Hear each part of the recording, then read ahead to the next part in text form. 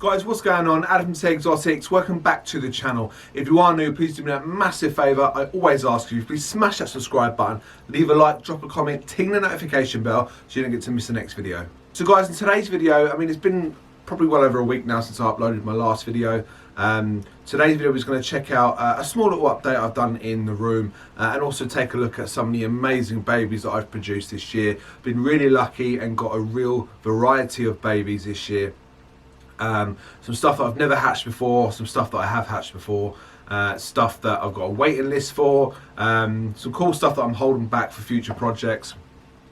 So a nice variety really to what I've produced in the past. So I'm really happy with how the season's gone. I've got 3 more clutches left in the incubator, 2 of which, well, one is due on, one is day 54 tomorrow, one is day 53 tomorrow. So they'll be due to cut in the next couple of days for sure. Just waiting for a couple of pips from each clutch before I actually start and cutting them. So that video will be with you probably this week, hopefully, you know, fingers crossed. And then I've got 1 more clutch in there that is due to hatch in August, and then we're done. And then the incubator can get turned off, which is always a sad part of the year. This season, or the breeding season, is, you know, a roller coaster of emotion. From, you know, when you start way back in sort of November time and you're starting to pair and you're really anticipating locks, then you see locks, and then you're sort of, you know, watching the female go through that sort of developmental sort of cycle that they go through when it's breeding season. You know, the building, the cooling, the heat seeking, ovulation, egg laying, you know, pre-lay sheds and things like that. To seeing those actual eggs, you know, seeing a mum curled around a clutch of eggs is absolutely amazing. And taking those eggs away, putting them in the incubator, waiting 55 days or so, seeing those little babies pip out, putting those babies in a tub, watching them have their first shed and their first meal, watching them grow and grow and grow till you're able to offer that animal for sale or put it into your holdback rack. And then nothing, and then it stops, the incubator gets turned off, and you get a few months of not really doing much in terms of, you know, reproduction. That's when, for me, you know, we go through what we got, we go through what animals are coming in, and we think about next season. Now, a lot of people think about next season already, and I've done that months ago, but I'm not like that. This is a complete hobby for me. I don't care if I produce 100 normals. It doesn't. I just like the experience of actually producing animals, going through the whole process. So this is my sort of time where I sort of think about, okay, what about next year? What have I produced this year from the pairings that I selected? How can I make that a bit better?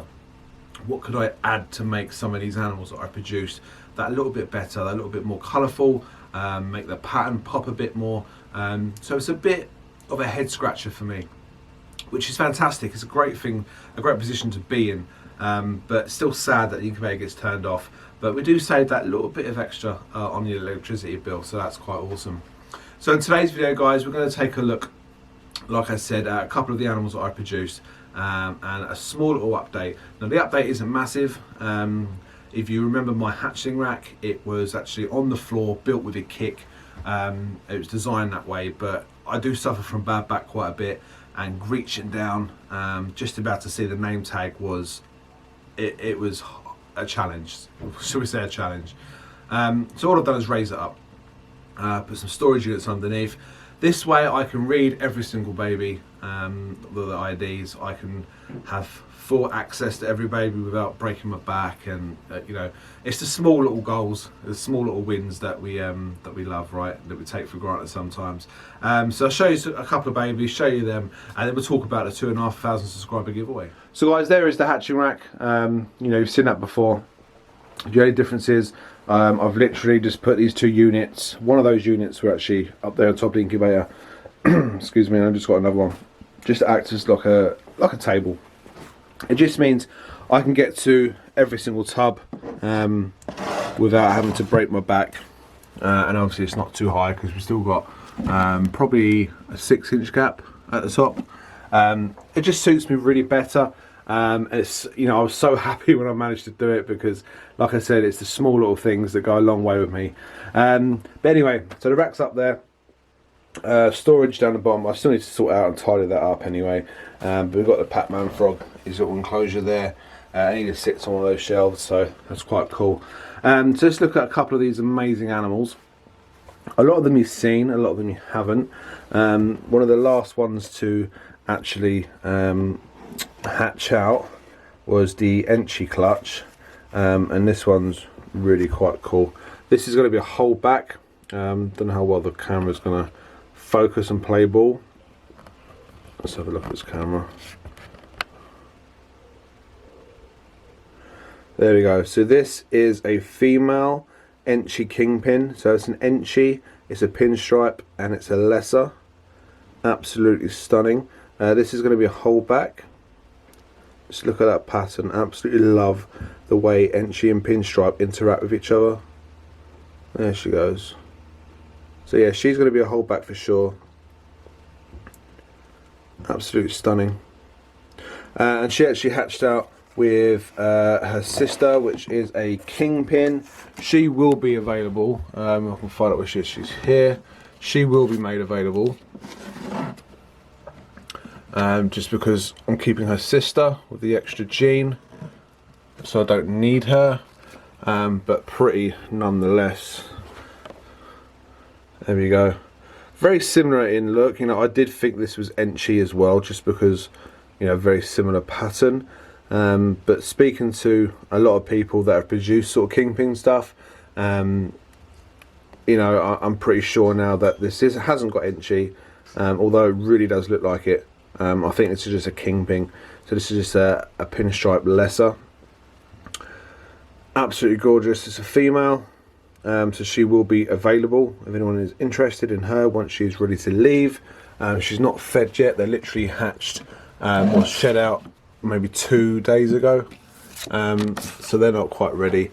And in the same clutch we got this little girl here, and she's literally just shed out, so we pop her down.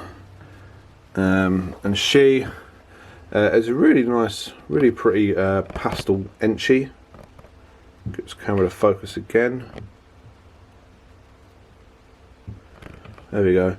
Really pretty pastel Enchi. This is a female, so she'll be available as well. And I just love, look at the pattern on her. Absolutely insane. Really, really pretty. So I'm really quite happy with that clutch. Nothing too crazy in terms of genetics, but you know, I've not produced Enchi stuff before, so it's a first for me. So I'm really happy with the results. So she'll be available obviously once she has shed out. She's already shed out. Once she's had enough feeds, she will be available. Card back there. What else have we got that you might have not seen? You've probably seen most of it, to be fair. So let's go over a couple others while we're here. So this is a Coral Glow. I had them down as possible vanillas, but I'm pretty sure now that they are vanillas, and the lighting in here is really bad, and my camera is doing a really bad job of focusing. Let's see if we can get this to focus.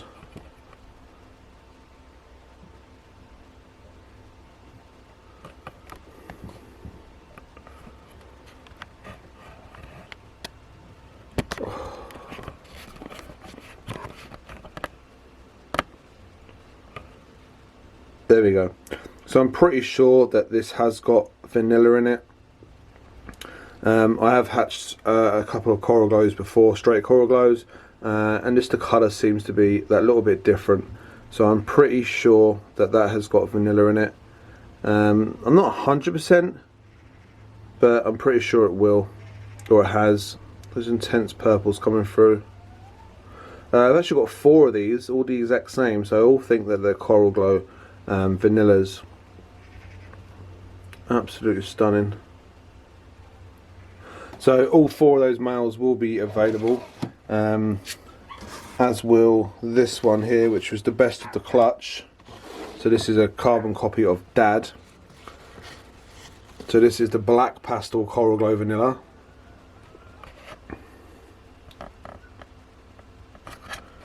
camera to focus once again.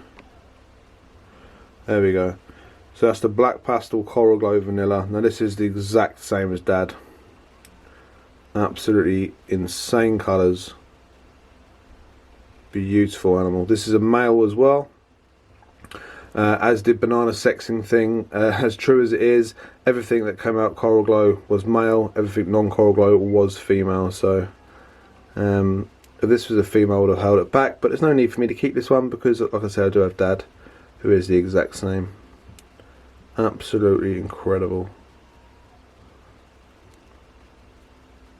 So Black Pastel Coral Glow Vanilla.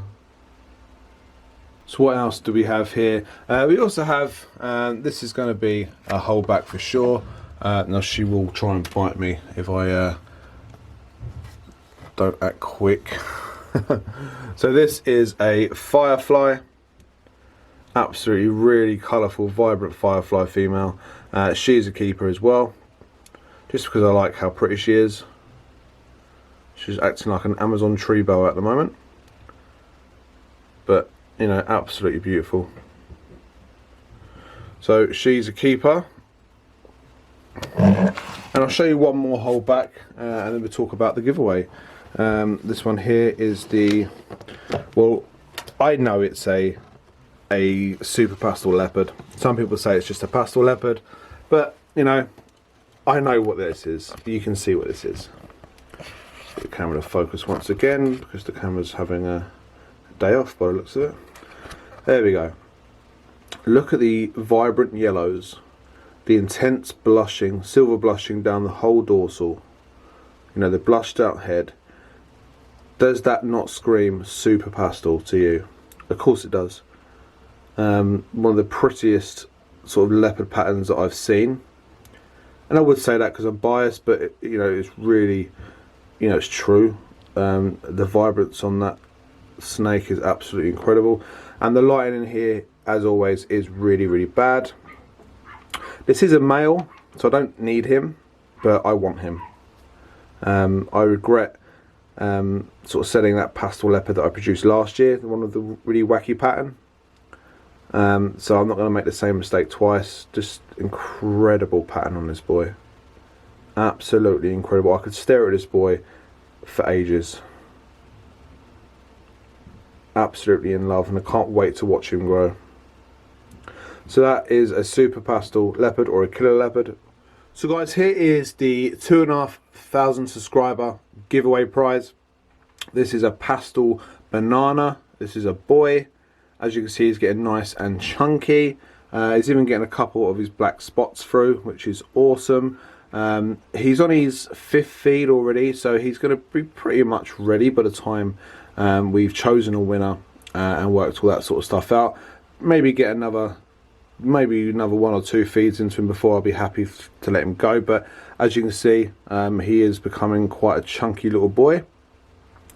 So yeah, absolutely stunning. I really picked this snake because I knew people would like this one. I knew people would really get involved and try and win this absolute stunning snake. So that's why I chose him. But you know, banana is a fantastic gene on itself, and obviously we've got the pastel in the mix as well. So hopefully he will do someone really proud for their future projects, or even if it's just a pet. Absolutely insane. So guys, there we go. That was a quick look of some babies that I've produced this season. Quick little update, nothing fancy, just raising the rack up just so it doesn't break my back every time I want to look at a snake. And then a quick look at the pastel banana that you guys could be winning for being part of my 2,500 subscriber giveaway. Now, if you want to know what you have to do for that, just go back a couple of videos to the actual video, leave a comment, and I'll be picking a winner based on those comments using the random comment picker. And that baby snake will be shipped to your door completely on me on the next available run. So guys, get involved because I'll be doing that video probably this week. So you probably have, I'd say, until Friday. It's Tuesday now, the 20th. So you have until Friday to get your entry in, and I'll be releasing that video most likely on Sunday. I could change the days a bit, I'm not sure yet, but that's what I'm going to go for at the moment, because I've got a couple videos coming out this week planned for you, including those egg cutting videos. So guys, thank you very much for your support. As always, you don't quite know what it means to be able to bring videos to you guys and have you guys interact with me by asking me questions and asking for my advice, and it still blows me away. You know, there's so many other people out there, more experienced breeders that you could ask, but you come to me, and that's such a surreal feeling that I can never get over, and I can never get bored of. It would never get old. So guys, thank you for everything. Thank you for subscribing to the channel, for sharing, for you know, liking, for leaving your comments. You know, it's absolutely insane. I want to thank you from the bottom of my heart for doing so. That's going to be it for today's video, guys. Don't forget to be a subscriber if you want it. Wouldn't that awesome? Got dripped on by something. Don't forget to be a subscriber if you want a chance to win that awesome pastel banana ball python. Be sad to see that one go, but I know in the right hands, you know, in the right projects, you know, that snake's going to do wonders for someone. So guys, thanks for watching. Stay safe, enjoy the weather, especially if you're in the UK, because it's absolutely blistering heat down here, especially where I am in the UK anyway. So guys, take care, and I'll see you on the next one.